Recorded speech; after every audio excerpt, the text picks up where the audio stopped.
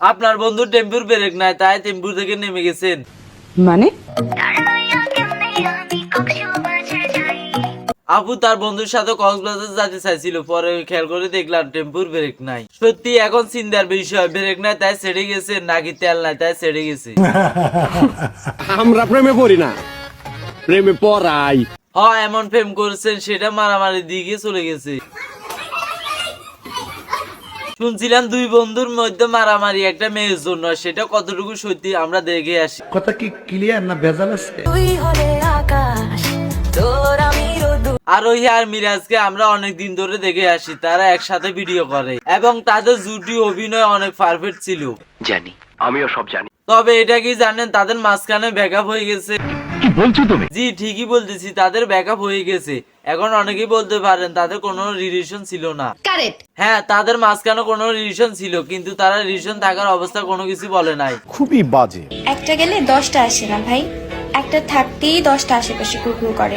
আপুটি অনেক সুন্দর, তাই একটা না ওনার পিছনে 10টা ছেলে ঘুরঘুর করে। আমি তাকে চিনি, সে অনেক সহজ সরল ভালো ফ্যামিলির। জি অনেক সহজ সরল ভালো ফ্যামিলির মেয়ে, তাই 10টার সাথে প্রেম করে না, একটা একটা করে প্রেম করে। বুঝলে বুঝপাতা, না বুঝলে আমরা মিরাজের পাত্তা দিই।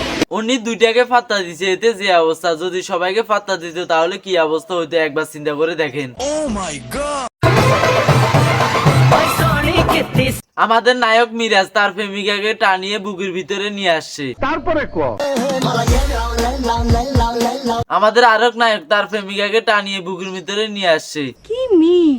আচ্ছা, একজনের ভিডিওর সাথে আরেকজনের ভিডিও মিল হতে পারে, তার উপরে নায়িকা একটা, শুধু নায়কটা পরিবর্তন হয়েছে।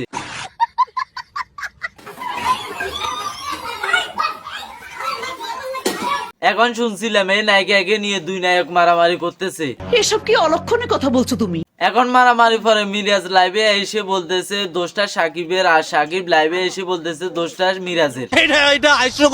হাস্যকর হলো তো এটাই, বাংলা মানুষ এখনো কিছু জানে না। তবে বাংলা মানুষ এটা জানে আরোহীকে নিয়ে গ্যাঞ্জাম চলতেছে। বলেন কি? এই সমস্ত কথা আমি বলি না, তাদের কমেন্ট বক্সে গেলে বোঝা যায়। তাই নাকি? আচ্ছা, আপনারা দুজন ভালো অভিনয় করেন, আপনাদেরকে সবাই পছন্দ করে, তবে আপনারা এমন কোনো কিছু করিয়েন না যেন বাংলার মানুষ আপনাদেরকে অপছন্দ করে।